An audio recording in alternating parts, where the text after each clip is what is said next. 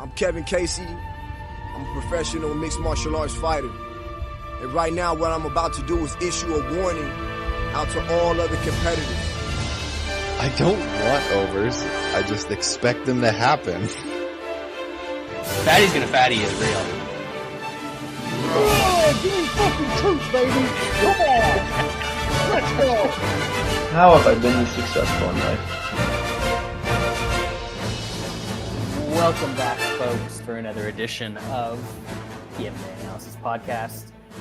Shaun, I think I have to say something witty because in the intro, I say Fatty's gonna fatty is real, but it's so real that it doesn't even really exist anymore.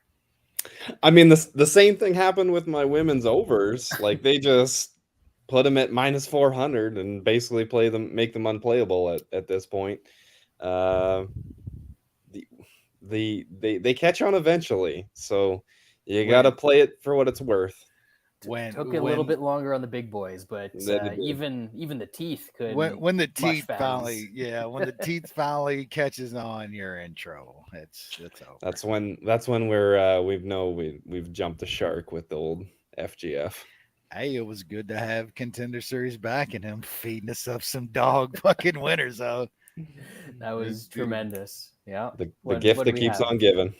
Couple plus 150s and even he couldn't mush fatties. Like, he scared me off of it. I mean, he didn't Brad like I should have been like Brad. Like, that one looks so good, man. I was gonna put a big bet on that fatties, and he literally scared me off of it, and it was so easy. 15 minutes, super fatties. Like, God, those dudes were fat sacks of shit. You saw it coming a mile away, man. That dude, they gave that dude a contract too. Like, we've talked about that shit. This isn't like Contender Series. This is fucking fill the roster series is what this is now. Winning, you're in. Yeah. Yep. Brutal. Anyway, but it's nice to have it back. You know, on a Tuesday, what the fuck else am I gonna do? I'll watch. It's starting to go aside from the contracts, it's starting to go in a direction that I don't exactly love. Like, it was 15 minutes before they even started the first fight. When that first came out, it was like 5 minutes, 4 minutes, and no time between fights. The pacing is still pretty good once they actually get going, but they're starting to add some more fluff in there. But giving fucking Teeth a little fucking couple minutes before every fight. They can give him all the time they want. Right? That's no issue. I mean, that's like my favorite part of the night is us in the DM literally like, anybody seen Viana yet? What's he on? What's he on? And trying to get it in as quick as possible. After you're like, I wish they would give him like an extra 60 seconds. So sometimes it's tight. Yeah, it's real tight. Yeah, well, I mean, it's there wasn't anything on the co-main event last night, right? Because it was all mushed in. I don't think they had time to get to the Gianni segment. And we think we got some inside info that the old Teeth is getting fed some bets by some top. Yeah, he's getting fed some bets and some steaks. Some well done steaks. I bet he's like, oh, Donnie, don't fucking put ketchup on that motherfucker too. Well done steak with ketchup. Dude should be fucking executed for something like that. You should be like whipped in a public square, like straight up. Agree.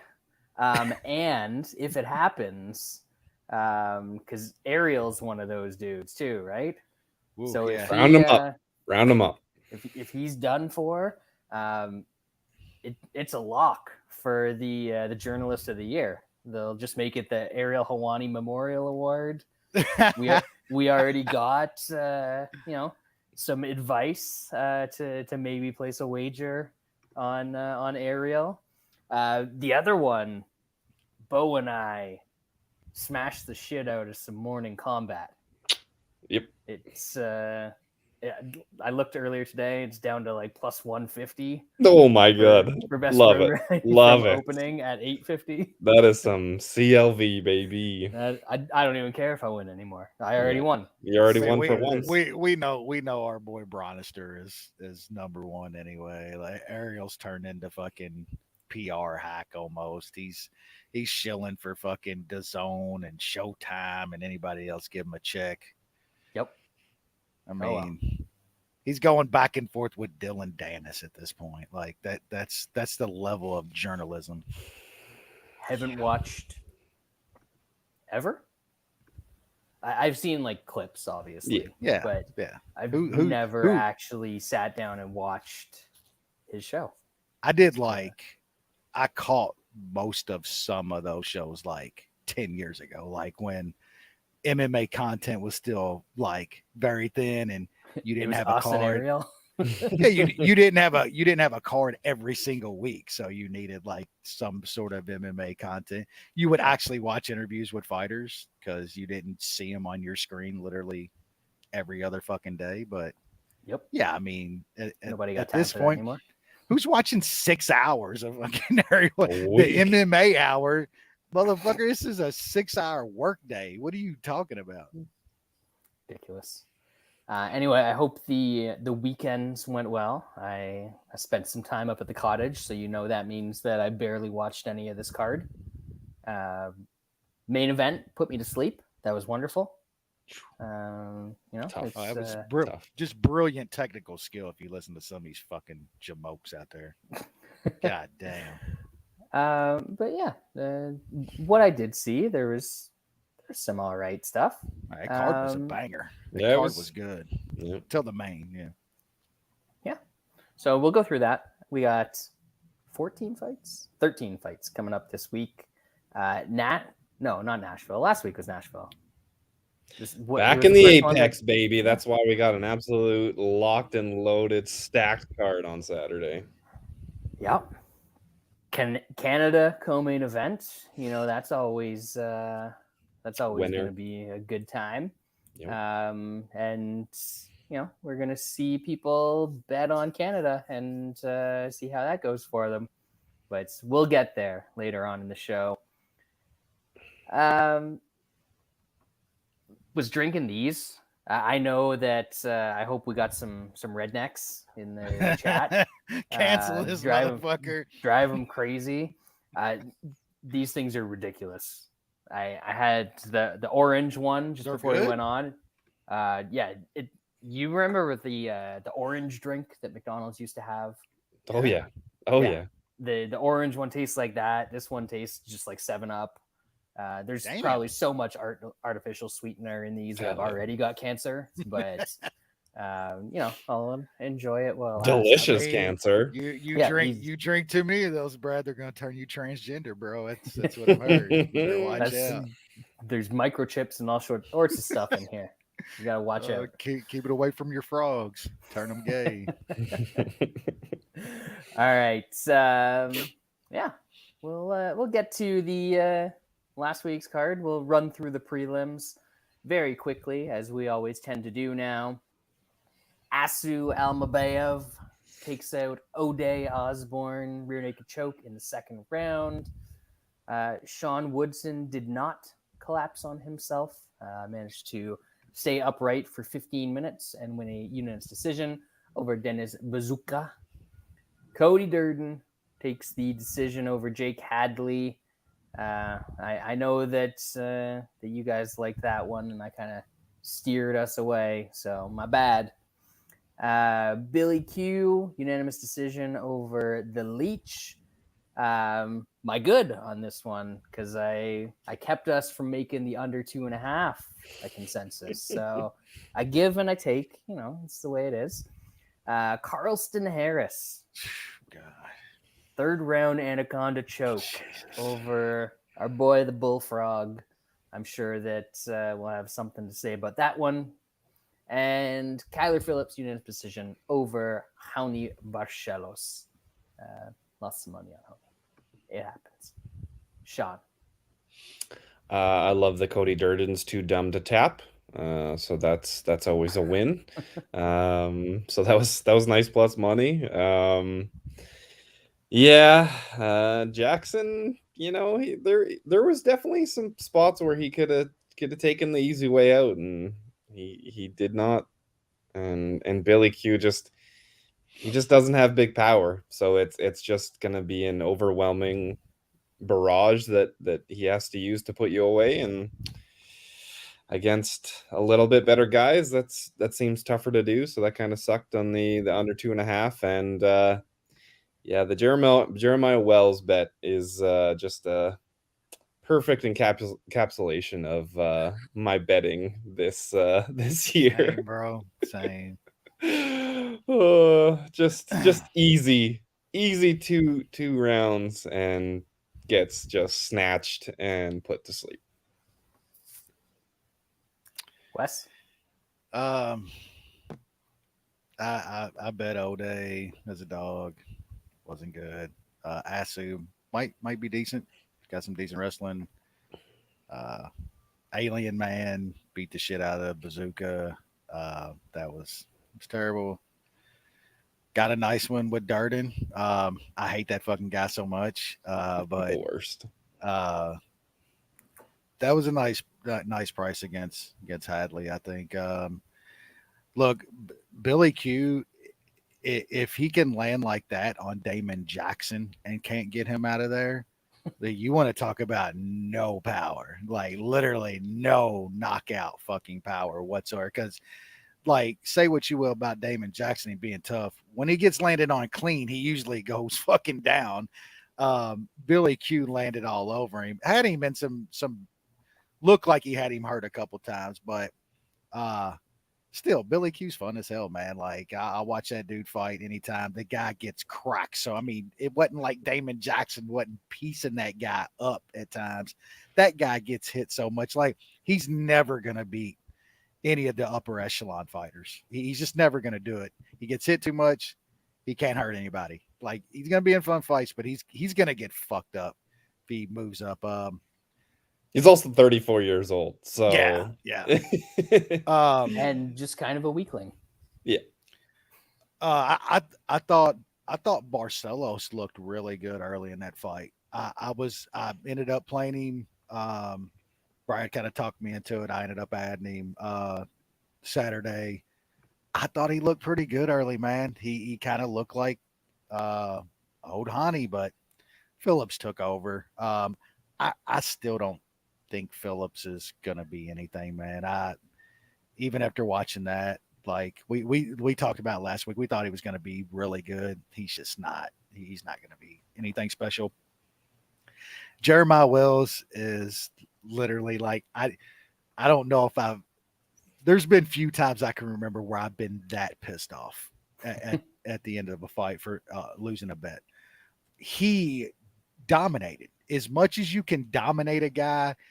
I mean, that choke he had him in, I thought it was over there. Like, Wells literally had him locked up, fucking choking the shit. Was it the first round? He had him in like a really bad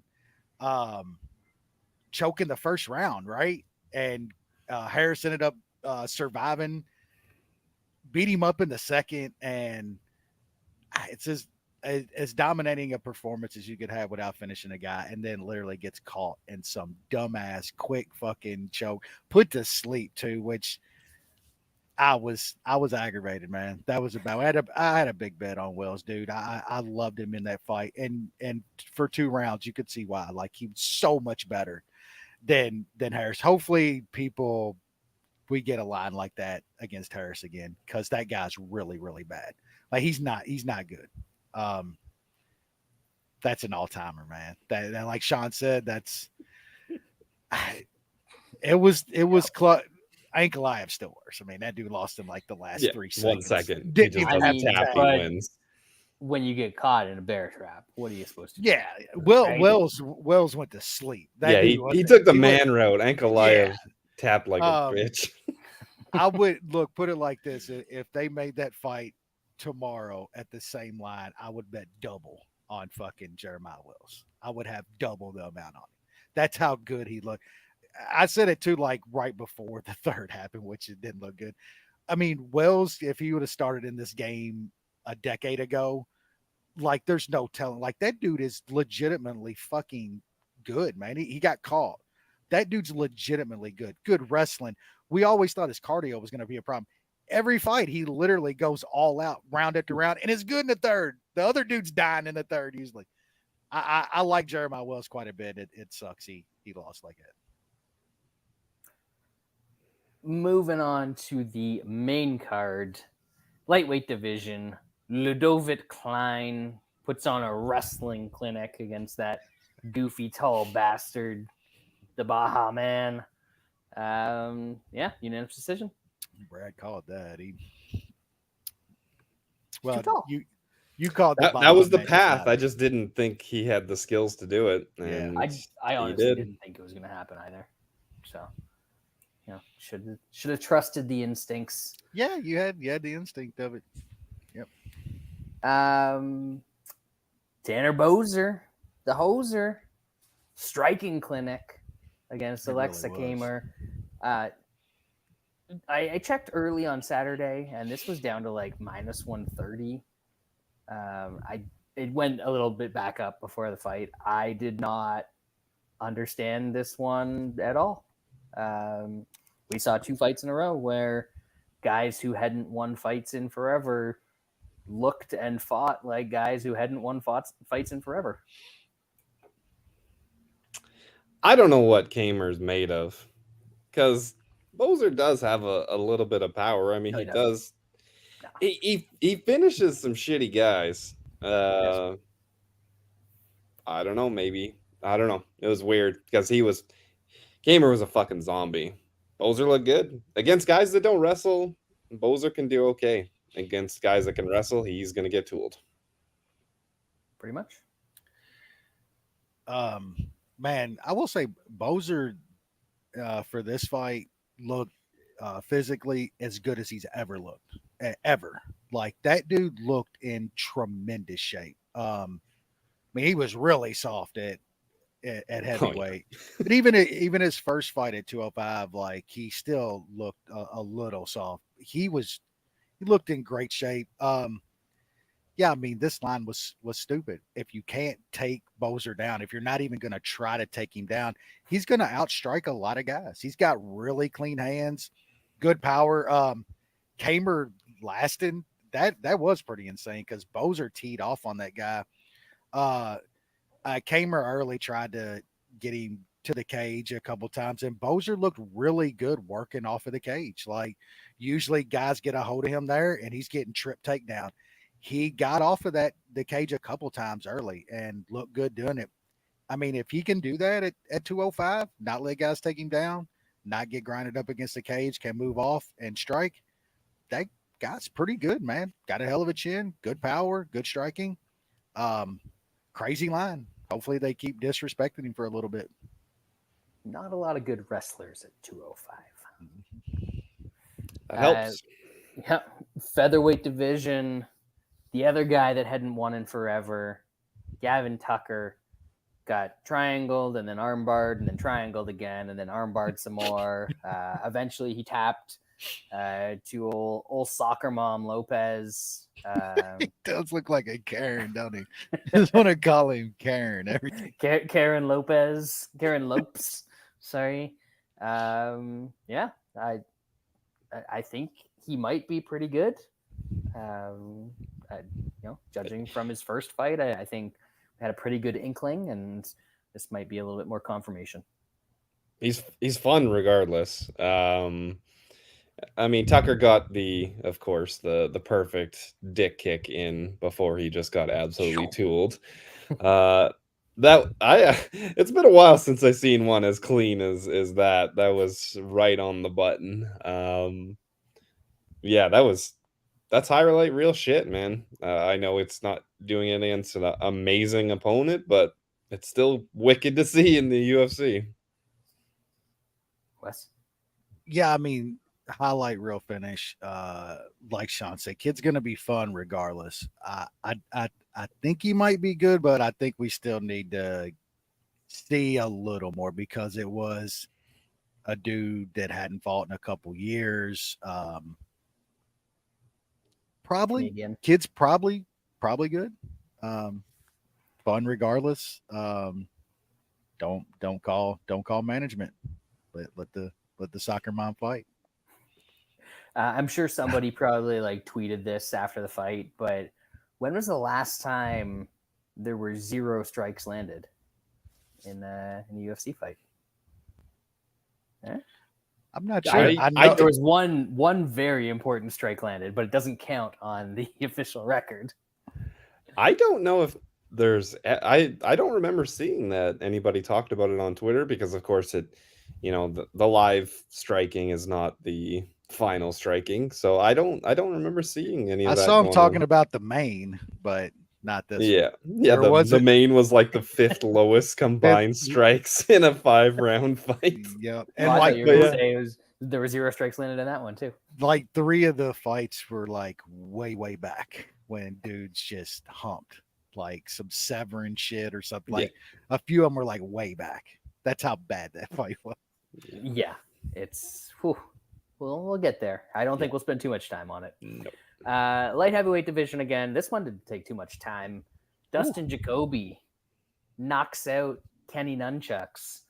Not exactly a guy known for his power either, but man, Jacoby, when you land the right one, when a guy's running forward, when a guy's running right into it, it's serving it up on a platter. I guess he'll take it. Yeah, not the way that I expected it to happen, but good on Jacoby. Weird shit happens I feel like in Kenny Nunchuck and Jacoby fights. Yeah. I took the plus money. I thought I was gonna have to survive Kenny trying to grab a hold of Jacoby for 3 rounds and hold him against the cage and shit. Nope, he just runs in with his chin hanging up in the air. And even a guy like Jacoby with not a lot of power, still like an incredible striker, all the kickboxing fights he has, and he lands clean on you. And we'll take a little plus money. Yeah, I think I talked myself out of this one on the show. Liked Jacoby to win, but thought he was just gonna get fence fucked for as long as it took for Kenny Nunchucks to start landing big shit in the clinch, and never happened. Never got there. Co-main event, Tatiana Suarez. The prophecy will finally come true. Is this the year, Shaun, that she finally becomes a champion? Does she even get a title fight this year? Either way, choked out Jessica Andrade. Minute 31 into the second round. Guillotine. Probably not, because she's a Band-Aid. But I mean, she looked good in there. She did what she needed to do. I know it was probably, I don't know if it was smarter for Andrade to fight the way she did. It was definitely more patient, which, in fights that she loses, when she goes crazy and loses, we're like, oh, well, she should fight with more composure. But I don't think it would have mattered in this fight. There's really not anybody in that division or in most women's divisions that can do what Suarez does. So I think she's going to be a problem if she gets fights and is able to make it to fights. Like you said, this was the fight that Andrade needed to go mad. That was her only chance, was to catch some crazy clipping her with something, or when she finally started trying to throw some, she got taken down and it was over. I mean, Suarez could do this to anybody in this division. Yes, she could be champ if she gets that fight by the end of the year. Absolutely. Will she get there? Who knows? Like, I mean, she's literally a Band-Aid. Her neck is probably never gonna be right. You know what I'm saying? Who knows? If she does get the fight, Brad's finally gonna nail it. I mean, I can't remember how many years in a row I picked Suarez, and then she doesn't fight completely for like 2 of them. But I mean, she's tremendous. Like Shaun said, there's not anybody in women's fighting that can do what she does. Did I pick her at the right division? That's a good question. I think I picked her at the wrong division. I picked her at flyweight. I mean, she might win that one too. Not this year. Yeah, not this year. Main events, catch weight, because Rob Font came off the card 2 weeks from now. Next week, maybe? No, 2 weeks. Like 2 weeks from now. Stepped up, saved the main event against Corey Sandhagen, and he showed up to fight. Sandhagen showed up to grapple. Who was it that said that way back when? Probably Nate Diaz. Probably one of the Diaz's. But yeah, that. Whew. Honestly, I haven't gone back. I was in bed watching it. And then I remember like how incredibly easy the takedown was at the start of round 3. He's and like, not a second after that. I don't need to see any more of this. My body was just like, nope. So what happened for the rest of the fight? More of the exact same? 100%. Instant takedowns.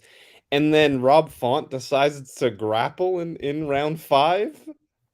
Like, what are you doing? You need a KO, and he's shooting doubles along the fence when he actually has space instead of throwing hands. He's a moron. It was crazy to see him exposed that bad. Like, I know he hasn't fought that many grapplers, and he has been taken down a bit, but that was fucking horrific. I bet him plus 5.5. And I was like, all right, well, I mean, Sandhagen will probably grapple a couple rounds, but when it's on the feet, he's got a chance to seal some rounds, and it was just a blue balling for 5 rounds. Yeah, I think Font legitimately showed up for a check. Like, I mean, he showed up and fought, but man, that dude was just getting taken down with these. Look, I get Sandhagen took a fight on short notice, wanted to get his check. I mean, everybody saw what happened to Wonder Boy, so you better fight. You better show up. You better fight now, because apparently if you're paid a certain amount over a certain threshold of money, you're not going to get paid, because that's pretty much what Dana said. Oh, he makes $250,000, so we're just not going to give him that. Well, other guys that make like $40K, they give them their money all the time. You remember, like, happens all the time when they make weight and they're dudes. Well, that's only one blackjack hand. When it's multiple blackjack hands, that's when you can't pay that shit out for just showing up. But yeah, we saw. I mean, Sandhagen apparently had an elbow injury. Who gives a fuck, man? Like, he could have finished. Why are you wrestling then? That seems way harder on your elbow than throwing strikes. Even when he had so many opportunities that he could have finished that fight, man. He could have postured up, threw down, and so many times to set a record for the least amount top 5 least amount of strikes in a 5-round fight when you're fucking 135ers. Like, are you serious? Those dudes throw that many strikes fucking in half a round and shit, usually what they got off in that fight. And look, I'm all for, like, I'm fine with dominant ground fighting. I am completely fine with that in a fight, if that's what a guy's doing to win.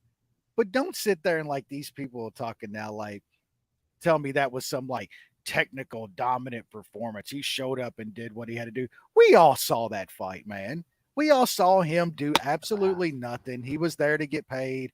He said after the fight, I had an elbow injury. I did what I had to do. I didn't want to come off the card. He told y'all what he did. He didn't show up to, like, dominate really and win the fight. Font showed up for a check. That dude laid there. He literally laid there. That dude never once grabbed underhooks and tried to get up. Not one time. He just laid there. You know why? Because Sandhagen wasn't doing nothing. He was just tapping him. Font got paid. Sandhagen got paid. I laughed when Sandhagen said, I'm going to be waiting to see who wins the fight between Aljo and fucking bro. Dana walked out.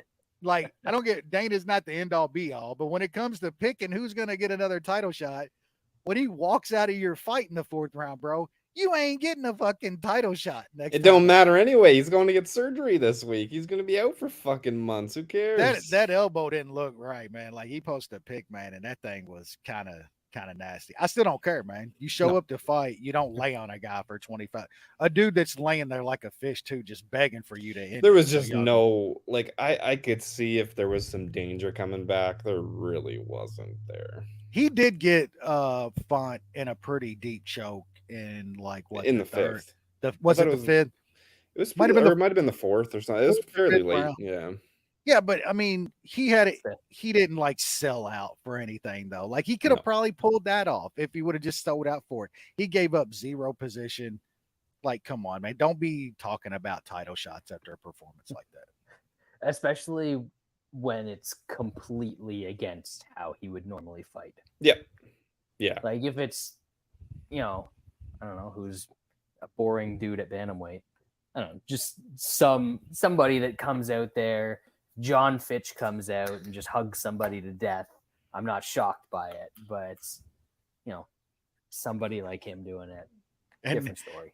Then gives the bullshit of, oh yeah, I want to like strike on these wrestlers and wrestle on these strikers. Shut the fuck up, bro. You ain't selling that shit to nobody. Ain't nobody buying that. If he fights a grappler, he's probably fucked. He can just grapple against guys with very bad grappling. And I'm a Sandhagen fan. I am too. Aljo could choke him out again, like straight up. Oh yeah, yep, 100% believe that. Good for Bobby Green and Kevin Holland for making money. Yep. I'm all for fighters getting paid. I don't know if Andre Arlovski is retired or cut or still under contract. But that man was making like $500K. You know what I'm saying? He was one of the highest paid dudes in the sport. He broke MMA. He's the reason that the UFC. He's the reason. Yeah, Contender Series is a fucking meat locker. Anyways, that was a half an hour on that card. That was too long. We'll probably be a little bit longer on this card because we got 13 fights to break down. And we're kicking it off with a banger. Women's flyweight division. Juliana Miller. I remember when people thought she was like the Diaz sister. That didn't last too long. She's taking on Luana Santos. I mean, she beat Brogan Walker. You do that, you're getting close to title shot contention. They both did. Brogan Walker Sanchez. Oh, my bad. Yeah. I forgot the hyphen. Yeah, they're terrible. I know both these chicks have subs on their record. This card is a bit of a struggle to find bets. Over 2.5 is only -220, but this is low level, and one of these chicks probably gets subbed. But that over 2.5 at only -220 is trying to call my name. Wes? Dog and Outmaster. Who is the dog? Miller.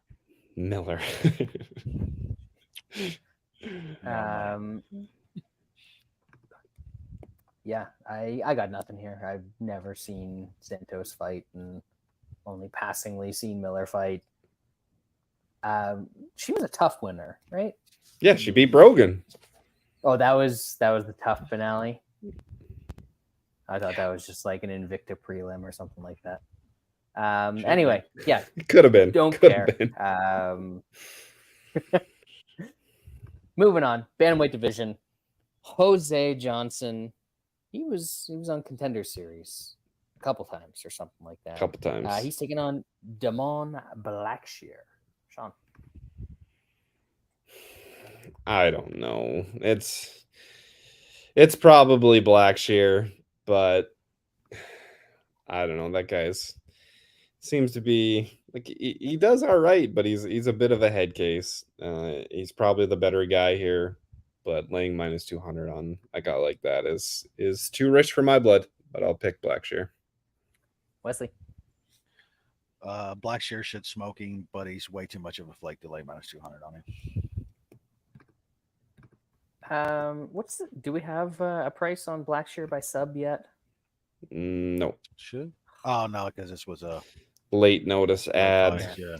Yeah. I think I could be tempted by that. I know Johnson can't wrestle at all, and for at least the first couple rounds, Blackshear is usually a pretty good grappler. Maybe tire a little bit late, but yeah, I think that he's got a pretty massive grappling advantage in this one. Johnson's been around forever. He's got some decent striking, but that's kind of about it. So good for him for getting in the UFC, and I hope he gets his 4 fights in. Women's strawweight division. Jacqueline Amorim taking on the Monster Rat. Shaun. Monster Rat hasn't fought in 2 years. Her sole win in the UFC is not good, but I have no clue. Jacqueline did not seem that good against the Sandpage, so probably pick the dog and tote master, even though it's coming off 2 years layoff. Wesley. Yeah, I mean, old girls wins Raw against a bunch of nobodies in LFA leading up to the UFC, and then she gets beat by Sam Hughes. Monster Rat's horrible, but should she really be plus 200 and something to this chick? Master pick, but it's another fight I want nothing to do with. If I could bet like plus 1,000 on Monster Rat to win by something from the scarf hold, I think that would be the best bet on this fight. Otherwise, don't care. Probably dog. I mean, definitely dog and tote master. But yeah, I don't remember this Amorim from whatever her previous fight was. Heavyweight division. Martin Buday taking on old Carbo Parisian. Shaun, does the Midwest strike back? It's possible. Carbo, he usually loses when he gets out grappled. Buday is not the grappler, so it's probably going to be on the feet. Neither of these guys are really big finishers, so it's probably going to be a close fight. Buday is winning some sketchy decisions, so probably got to look at Parisian, but playing him straight is not very fun. So you probably got to look the prop direction, and we were talking about it a bit before the podcast. Him by decision looks like a pretty decent number, so I might be convinced to throw a dart on Parisian by decision. Wesley. Yeah, they we talked about it. They've caught on to fatties, because a few years ago this would absolutely be a 1.5, and we would be unloading on it, and it's gonna go 15 minutes because all of these shitty fat sloppy motherfuckers all go 15 minutes now.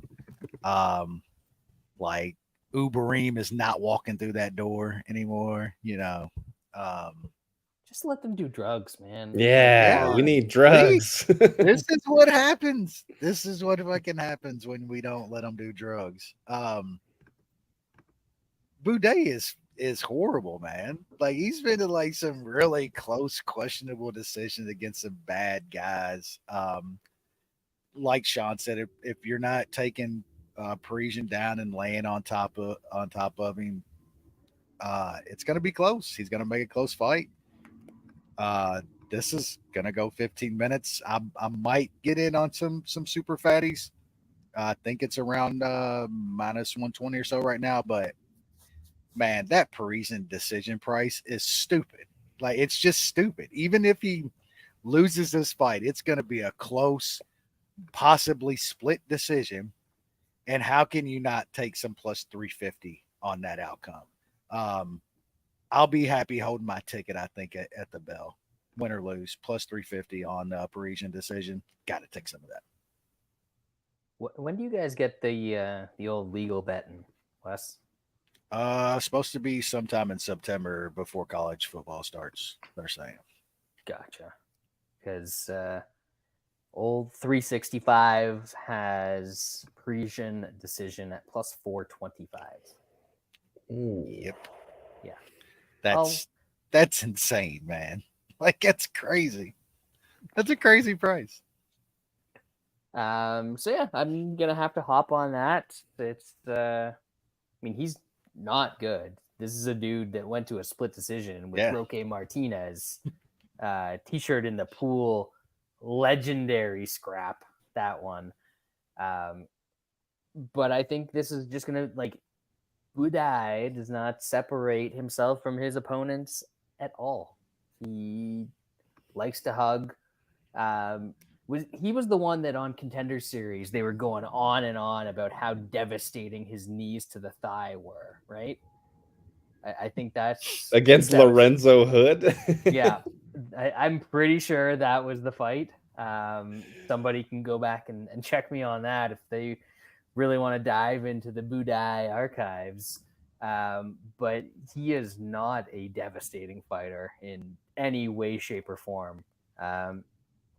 Yeah, all these Eastern European dudes these days that are coming in, that Szaflarski guy that was on Contenders threw like 6 punches all fucking fight. So bad, dude. So bad. His fucking fat rolls just bouncing all it. Like, that was just hilarious, man. He had a nice sweater on, though. Nice. Yeah. I'd like to see where I could get a sweater like that. Anyway, too long on this fight. Featherweight division. Francis Marshall taking on Isaac Dulgarian. Shaun, who are these guys? Dulgarian was on looking for a fight card. Ooh. So yeah, and he was supposed to fight a bit ago, pulled out, hasn't fought in a year and a half almost. Marshall probably wrestles him, but Marshall's not that good either. So I'll probably pick Marshall and Toadmaster, but this is another one that I don't really give a shit about. Wesley. Yeah, I kind of feel the same way here. I think you gotta favor Marshall here, just by experience and I think wrestling advantage, and believe he could wrestle this guy. I haven't seen, I don't think, any of this dude, so I don't know. I don't want to lay juice on Francis Marshall because I don't think he's good either. Maybe he gets smoked by this guy. Who knows? This is just a complete pass for me. Marshall would be the pick just based on I've seen him. Yeah, I don't know. As I said at the start, I was asking who these guys are. Marshall, I've seen on Contender Series and his one UFC fight. Still don't know that he's great. Definitely not a good nickname. Very unoriginal. Find something better. And the Bulgarian, haven't seen enough to actually form an opinion on him as of yet. Those looking for a fight cards are usually kind of weird because they have a guy that they have in mind and they try and set him up pretty good. Yep. It's basically like what Contender Series used to be. They're like, we want to bring this guy in, but we want to see him one more time. And they're like, sacrifice, destroy this piece of meat. And they do. Anyway, lightweight division, Terrence McKinney, Mike Breeden. Shaun, are we looking under a minute or under half of a round for this one? What are we thinking? I'll give Breeden a little more respect. We're looking at under a half a round. Breeden's just not good. There is a bit of concern on the McKinney side. I know he fought less than a month ago.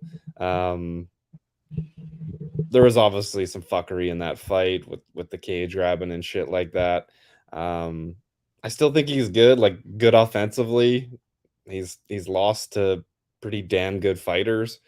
I think if he is the old McKinney, comes out throwing bombs, grappling, He's gonna wreck this dude. So I put him in a parlay, just a 1-unit parlay.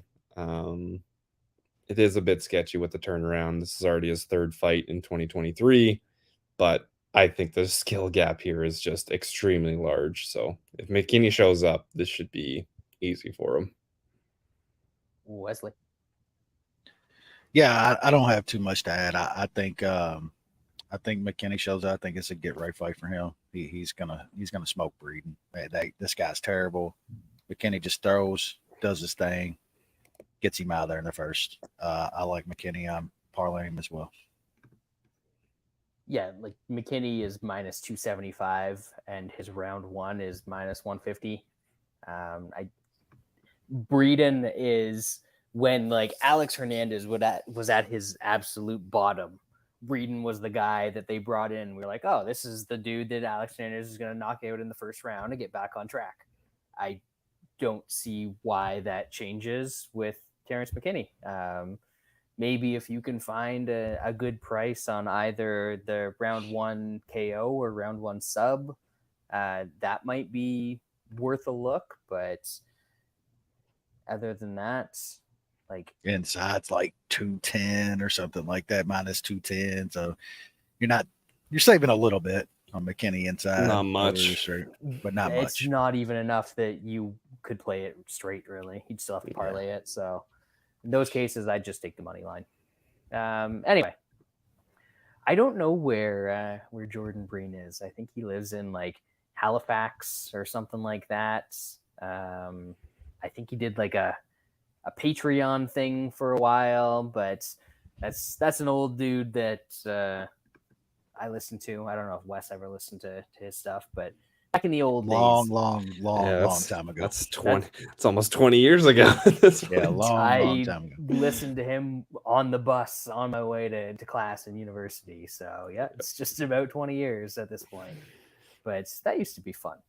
That's where I used to get a bunch of my Japanese MMA information and my boy our Jesse Denis used to do that show with him. How he doesn't even do MMA content and shit anymore. I still follow that guy on Twitter and talk to him about way other shit now, music and other shit. Yeah, he was always a bit of a character.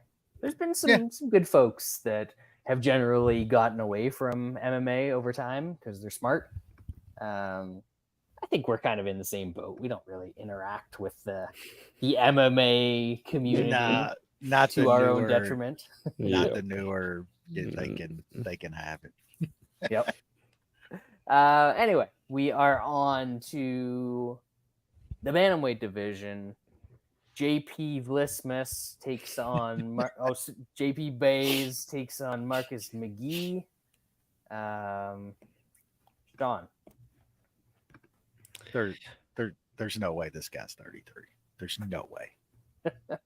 No fucking. There's no way this guy's 43. Yeah, there is no way. They're lying about this. This dude is Grandpa Trinaldo. Straight up. Yep, straight fucking up, bro. There's no way. This is the American Trinaldo.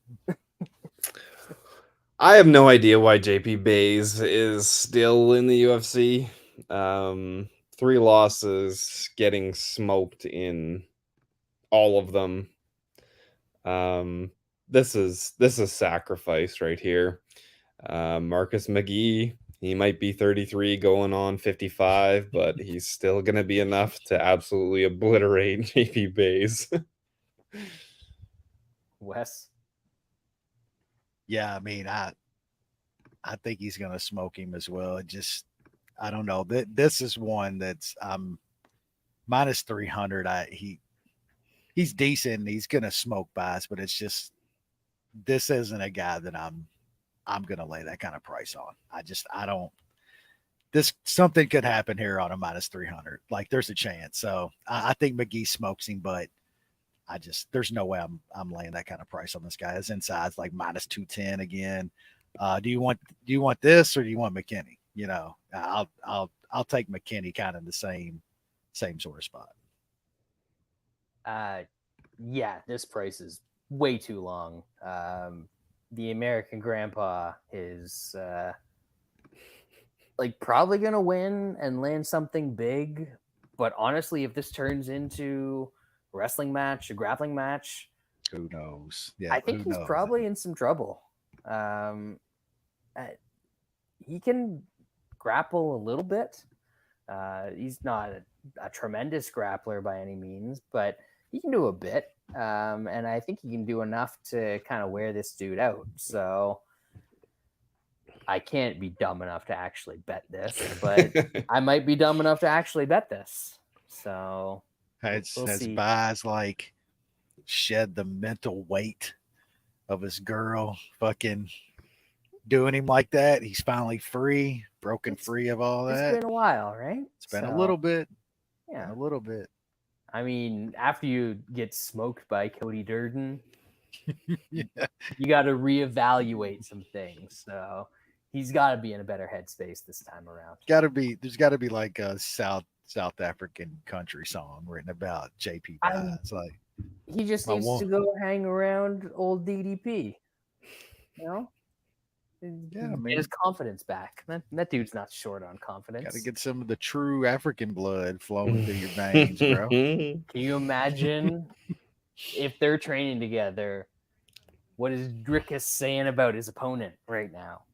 Yeah, he's getting him psyched up. Oh, just saying. Yeah, so I might end up with an idiotic bet on JP Vice. That's the way things go. Speaking of idiotic bets, we're on the main card now. Middleweight division minus 350. Josh Fremd. I know he's taking on Jamie Pickett, but Shaun, that's got to be a dumb bet, right? It's going up, man. It's going up in some places. I don't get it. I don't think Josh Fremd should be minus 350 to almost anybody in this division. Jamie Pickett is a flawed fighter. I get that. I think he has decent enough grappling to stifle Fremd. He might even be able to get his own offensive takedowns. And this will become a much closer fight. Pickett is a bit flaky, but at that big a number, I think it's obviously dog or pass. And I bet Pickett plus 280 for a unit. That's Josh Fremd is not good enough to be that number. Wesley, have you seen the lats? The lats on Jamie Pickett. I mean, he's channeling his fucking best Phil Davis. Philly Davis. Yeah, look, Pickett's not great, man. You know, he showed up and put the young cat over in old Bo Nickel, as expected. Do people forget fucking old Fremd here being fucking his head almost popped off by fucking Gore? Like, and that dude's a fucking bum, man. Like, this is just wild. This is just pretty much betting a line here against a guy that should never be this price against almost anybody. So, man, Pickett plus 285. I'm take a little bit there if he gets fucking taken down and smoked. Who gives a fuck? Lines just dumb. Has Pickett ever won a stoppage in the UFC? In the UFC, I don't believe so. Won a stoppage? On Contender Series, yes. Yeah. In the UFC, no. Gotcha. How could I forget the classic against Jonathan Patty? Of course. I mean, he even went like 15 minutes with Soriano in his first Contender Series. Oh, Pula throws like it's wild. Yeah, Pickett does go some distance. I think he's still pretty durable. Kind of like the over in this one, and also just because Josh Fremd is minus 350 and apparently climbing. Probably going to have to take a shot on Pickett by decision, plus 550 here. I think this is going to be a tight one. And money line is already good, but I'm greedy. I'm doubling it up to get that decision. I hear you, because I'm just not sure Fremd is just dynamic enough to finish a guy like Pickett, even if he wins the fight. I don't think he's got anything to where he ain't no Bo Nickel. We'll put it that way. Exactly. Moving on. We haven't hit. No, we're still good. Middleweight division again. AJ Dobson. Hopefully that means we get a Mark Coleman in the corner sighting, because that's tremendous, especially in the Apex. Yeah, still best corner height man you can get. Who they talk about? What's his name's dad? Fuck, I can't remember now. Brown Clark. Yeah, talk about ain't got nothing. You got a fight, goddammit. Ain't nothing on Mark Coleman. Best height corner man there is. Absolutely terrible advice. Yeah, not even advice. I say it's good. He'll get you hyped up though. Like, for sure. If Mark Coleman was in Ronda's corner screaming head movement, she would have won that damn fight. I guarantee you. Anyway, Shaun, he's AJ Dobson featuring Mark Coleman is taking on the Teflon Don himself, Nchukwi. What do we got? I kind of like Nchukwi in this fight, but coming off two knockouts is kind of keeping me away from betting him. He was obviously winning that Mirzakhanov fight and then just gets caught. Getting knocked out by Ulberg that guy's a good striker. If you don't take him down, then you probably are going to get lit up. Dobson just doesn't do it for me. I think the Teflon Don probably has decent enough defensive wrestling to keep it on the feet, and he's probably the better striker, but those knockouts are a bit concerning. I wish I knew what AJ Dobson's middle name, because his first name is Athlone. So the middle name's something crazy. I just want to refer to him by that. Is he named after that shit like the Q people think that the rich Jews are drinking or something like that? The rich elites drink? The adrenochrome Dobson. The adrenochrome. Gotta stay young, baby. Yeah, I just think this is gonna be like a really close fight. These dudes are kind of one and the same to me. I think the old Teflon Don's probably a little better on the feet. Dobson probably a little better if it gets on the mat, but this could go any fucking way, man. I might look at an over here. I think if the old Teflon doesn't get caught with something dumb, they're probably gonna do a lot of slow nothing shit, little grinding against the cage. There might be a takedown, but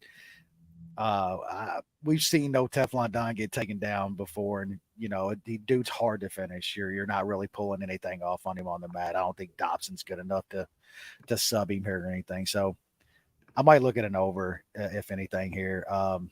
Pick's going to be the old Teflon. I think he's slightly better on the feet, and it probably stays there for most of the fight. I think I'll take that over. I was kind of back and forth, looking a little bit at Dobson. But man, I don't think the power is really there to get Teflon out. It is very concerning that he's already getting knocked out, and he's still pretty young. He's like late 20s. Don't love that. But I think this is going to turn into as Wes said, slow-paced kickboxing, maybe some clinch work, and guys trying to get takedowns here and there. So, yeah, we'll do that. Man, I'm not sure who to pick. I don't know. I think in those cases, maybe just go dog and Tote I had Teflon against Mirzakhanov. I did too. Yeah. I just that broke me. I can't trust him anymore. Can't trust him anymore. Anyway, we'll move it along. Women's strawweight division. Polyana Viana taking on Yasmin Lucindo. Sausage? Yasmin Vienna chorizo? sausage? That's better. Shaun, do we care? Should we care? Why is this on the main card? Just why? Polyana Viana has 3 wins in the UFC. Oh, sorry, 4. Those ladies are a combined 3-16 in the UFC. That's good, right? That's as bad of like wins that you can probably get in the UFC. And she could still probably catch this chick armbar from guard. It's possible. This is absolute low level shit. The pick is the dog and Tote Master. The other Yasmin Chorizo beat Joe Brogan Walker. Yeah, I know. She is like almost a 2-1 favorite here off of a win over Brogan. Like, get the fuck out of here. Yeah, dog pick and Top Master for sure, but this is dumb. What are we doing? What did they even come up with? I know they say like, well, we like put fights here in certain spots on the card. I know it's leading into the main card, or it's the first fight on the main card. This is smack in the middle of the main card. Why? Can anybody explain why? Like, This card is on ESPN. This is not with women's fights that like executives and shit. They want a women's fight on the main card. It's they got always that is what they do. Like somebody, I read that a while back. They want a women's fight on their main card to try to get women viewers, which I don't think it really matters. Like most women don't watch fighting because it's fighting, not because it's 2 dudes or 2 women fighting. But that's it. That's got to be the only explanation, because this is madness. It's fucking stupid. Yep. Well, here we are. And there we go. Light heavyweight division. Oh shit. Big Daukaus. Is Daukaus season over, or is there going to some be reduction a surgery? Yeah, maybe it was a little too big at a time. So the other one's medium Daukaus. So is he like slightly above average Daukaus now? Is that what we're doing here? He's grower, not shower Daukaus now. Anyway, he's taking on Khalil Rountree. The Daukaus has been flirting with the drop down to 205 for some time now. I think these guys were actually supposed to fight earlier this year. Did we break that down, or did it fall off before? I think it fell off before. I don't remember breaking down this amazing fight. Well, since it's so amazing, you can break it down right now, Shaun. Daukaus doesn't really do anything good. I wouldn't say he's a volume guy. He doesn't really have big power, and once he stepped up into some higher caliber guys, he got pasted. He's fighting a guy that's going to stand up with him and has a bit of power. Rountree is flaky as fuck, so I'm not betting Rountree, but I don't see how this goes that much different than it would against, Rosenstruck, Lewis. Eventually, Rountree is probably going to land on this guy and put him away. Wesley. Yeah, I do kind of lean Rountree to winning this fight, but I think at times Rountree's power's been way over exaggerated. Like he does hit hard, but he doesn't like one touch a bunch of motherfuckers and get them out of there all the time. And like you said, he's flaky in that sometimes he just shows up and doesn't do shit. Like sometimes he just doesn't want to fucking fight. Like I think you still have to worry about that Daukaus chin even down at 205. Like the guy was just a fucking fat slob heavyweight. It's not like he just got in shape is all he did and got down to 205. That chin's still gonna be a little questionable, but I mean, I kind of lean Rountree, but I'm probably gonna take the over 1.5 here. Like it's plus 150. I think that's kind of nuts. Watch Rountree fights. Like I said, I think the power's a little over exaggerated. I think a lot of times he's a real slow starter. Sometimes he doesn't start at all. He's got an insane chin. I don't know if Daukaus is going to knock him out in the first round or something. If this gets out of the first, it might cruise 15 minutes. So 1.5 at plus 150. I'll take a shot there and hopefully these guys fight a slightly slow start to this fight. And Daukaus just doesn't get caught early by Rountree. But I do think Rountree probably ends up, I don't know, getting him eventually. But I'll take a little shot on the over. I got to check if this is right because it's saying that FanDuel goes the distance at plus 480, which that's nuts. I'll probably put a little play on that, but I'm kind of with Wes here. Rountree has the ability to knock guys out, but he doesn't really go out there and hunt it down. And I think we're going to see Daukaus be a little bit more hesitant after getting smoked a bunch of times by giant dudes at heavyweight. I don't think that Rountree has the same kind of power as those guys.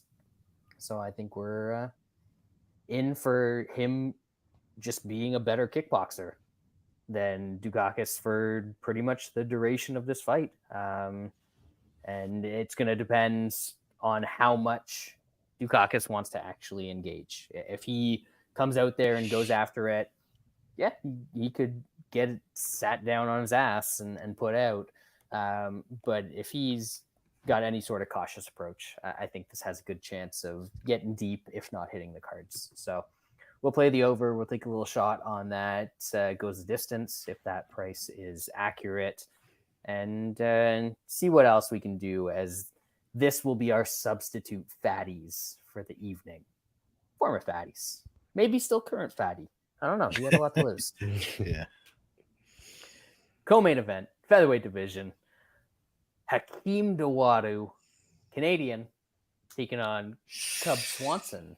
Washed, but not Canadian. Shaun. Dawodu's Canadian. He also lost to Arosa last time out, which cost me. That's a bad combination. But I do think Cub is pretty washed. He is 40 now, or close to, or he's going to be 40. At this weight class, he tried to go down to 35, got pieced up by Martinez. I think Dawodu doesn't have amazing takedown defense, but I think he has good enough takedown defense to keep this on the feet. And on the feet, I just think he's a better, more refined striker than Cub at this point. I think Cub probably has more power, but Dawodu is going to be throwing way more volume, and I think he just kind of takes over. Dawodu doesn't really finish guys. He doesn't seem to have much power, so it probably goes 15, which is always a bit concerning with the state of judging in MMA throughout time. But I like him enough. I put him with McKinney, minus 104 for a unit. Wesley. Yeah, don't have a lot to add. I'm kind of on that same side as well. I think Cub is 40 now. He started looking a little old in his last fight. I mean, for a while now, but he started looking old against Martinez. I know that was down at 135, but that was probably better for Cub. Like it's probably as good a shape as he's gonna be in. It's probably just gonna be 15 minutes of Dawodu landing leg kicks and shit, and just slightly piecing Cub up. Shaun is right though about it going to the cards and Cub, like he's got some close decisions, man. You just never know. So Dawodu's always going to make you kind of sweat that way. I do really lean him in this fight though. Same parlay as Shaun with McKinney.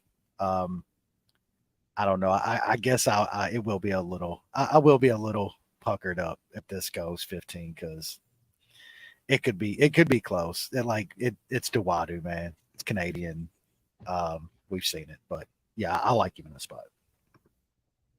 Yeah, there's absolutely no reason to think that Dawodu doesn't win this fight as long as he stays out of his own way. And by that, I mean just like throws. It seems like Cub is at the point where the body's kind of given up. Just can't seem to take much coming back at him anymore.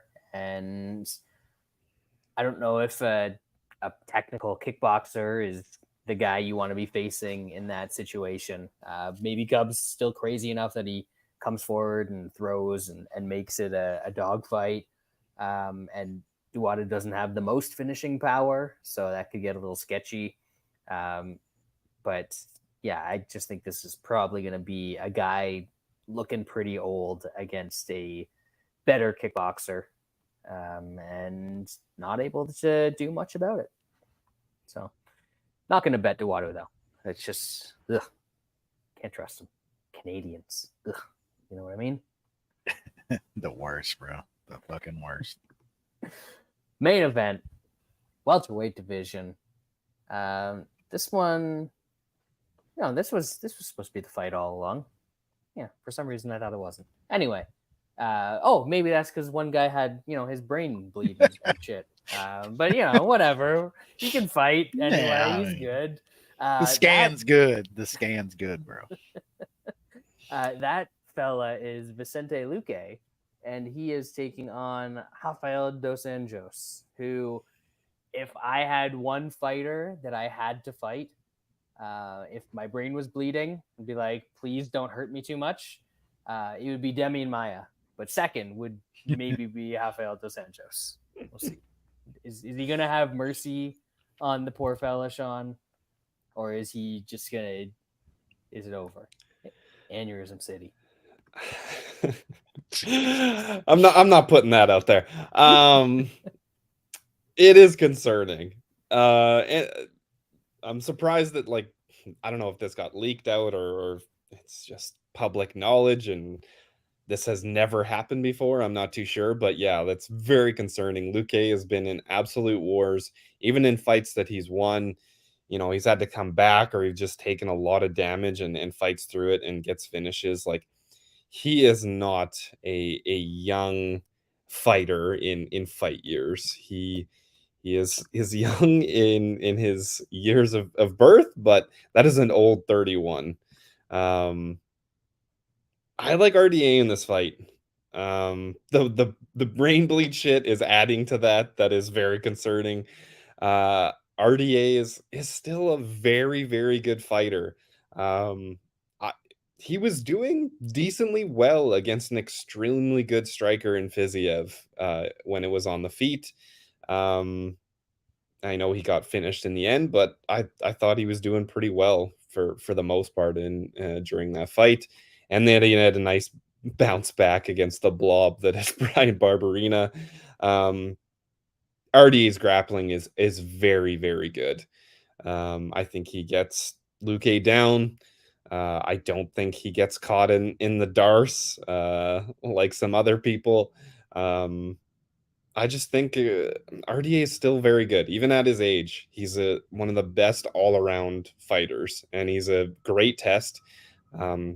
He's got pretty good defense, striking defense. So I know Luque throws a lot of strikes, and he gets hit a lot. So I think RDA is going to be able to counter him, and I think the grappling is going to be there. I don't know if RDA gets a finish. It might be a late kind of exhaustive finish.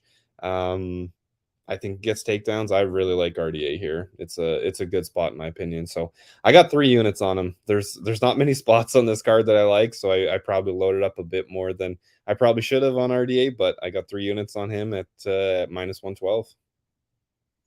Wesley.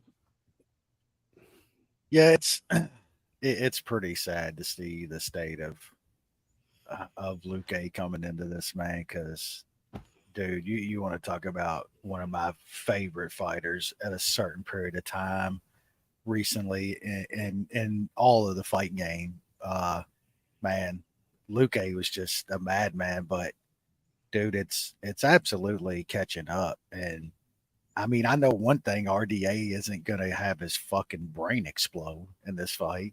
Like, how do we know if Luque is fully healthy and shit, man? Like, there's no, this dude probably shouldn't be fighting. Now, like Brad said, if there's a guy like RDA is just such a good dude, he's probably just going to take Luque down and work him over a little bit. You know what I'm saying? Try not to kill him in there, like literally kill the guy. But you know, all seriousness, like Shaun's right, like just an all around great fighter, man. RDA's an all around great fighter, durable as shit. He has a little pop too. Like Luque, we've seen him get hit in fights. You can't tell me that RDA can't catch a counter fucking right on Luque at some point and hurt the guy after the beatings he's taken the past couple of fights. He absolutely could. I'm with Shaun too, though. I think it's takedown city here for RDA. Luque's takedown defense is still not great, and he's not pulling off a Chiesa sub out of nowhere on RDA. There's no way. That dude is way too good defensively on the ground. Even in guard, just RDA's control and shit. It's so great. Even at 38, man, like RDA's still a really, really good fighter. Even without the brain bleed shit, I would still absolutely favor RDA here. That just adds on top of it, man. That's just another layer of why you should probably like him in this fight. So, I mean, at like a pick'em price here, yeah, this is a pretty sizable bet for me as well. I really like RDA in this fight, and that's coming from a massive Luque fan that's bet him, I think, literally every fight. Even the past 2 fights that he's lost, I was on him in those fights. So I'm liking RDA here. It's it doesn't have really anything to do with the brain bleed. Those are just funny things to talk about. Of course. In MMA, right? Yeah, I just think that he's always been a very good striker. I know people want to act like he was getting absolutely murdered by Fiziev for the first 15 minutes of that fight, but it was competitive. Yeah. And that was against a guy who is much better offensively and defensively than Luque. I think that for as long as this is on the feet, both guys are going to be landing. RDA is probably going to be landing cleaner of the two of them. And if he does get in trouble at any point, he's just going to be able to take him down. That's what he does to guys like Luque. There's not going to be a miracle Darce choke or anything like that coming out of this fight. It's just going to be Luque ending up on his back, and it'll probably look like a slightly more entertaining version of the Bilal Muhammad fight. If I really had to guess how it's going to go. So we like RDA. Even money. Well, not quite even money. It's like -115 is the best out there. Is that our best price, Shaun? We're going with that. That's widely available, -115. There we go. -115 RDA consensus bet of the week. Maybe we'll do another Munich at some point in time. I know the fans are clamoring for it because of our unmatched record. But the part-time employee doesn't want to show up anymore. Sad. It's always got an excuse. So maybe if people bug him on Twitter, he'll probably block you. Probably. So I don't recommend that. But we'll see. We'll see if he ever returns. We're just fine without him, though. Do we have any parting thoughts on this card? On this UFC 292 is next week. And big one next week. It's a big card. It's taken a decent amount of hits, but it still should be a fun one. And I'm going to see how much money I can lose on Sean O'Malley in a calendar year after I lost an absolute chunk on Peter Yan. I already have quite a bit on Aljo, and I imagine by the time it gets next week, it's gonna be Peter Yan level chunk that it's gonna be. Man, we'll see. That's gonna be fun. Great card. I can't wait for that one. Weidman coming back and shit. Just the ghost of Weidman. Just so many. So I mean, Cody Gall. There's so many fun things on that fight. Ups on that one. Yeah, I mean, Vera against Pedro Munoz. I mean, our boy Petrosky's back going against the Meerkat. Like, there's a lot of dudes that like to get punched in the face on this card. A lot of dudes that's got just wild shit waiting to happen next week. Bunch of fights. Yeah, that's going to be an interesting one. That's for sure. Is that the tough finale as well? Yes. Kurt Hollabaugh and Austin Hubbard, which somehow is different than any other UFC prelim. It's literally like watching a UFC card from 5 years ago. It's like the prelims from 5 years ago. Kurt Hollabaugh against fucking Austin Hubbard. Like, you could have swore you watched that fight like 3 times in the UFC. They've fought 4 times in the UFC already. That's going to be fun.